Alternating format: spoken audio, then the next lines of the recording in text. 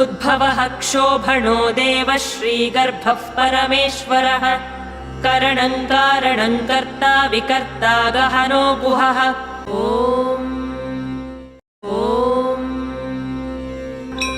व्यवसायो व्यवस्थानः संस्थानस्थानदो ध्रुवः परर्धिः परमस्पष्टस्तुष्टः पुष्टः शुभेक्षणः।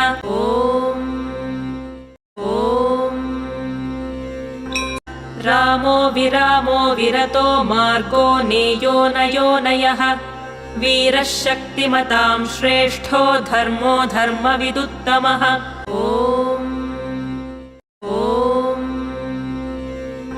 वैकुण्ठः पुरुषः प्राणः प्राणदः प्रणवः पृथुः हिरण्यगर्भः शत्रुघ्नो व्याप्तो वायुरधोक्षजः।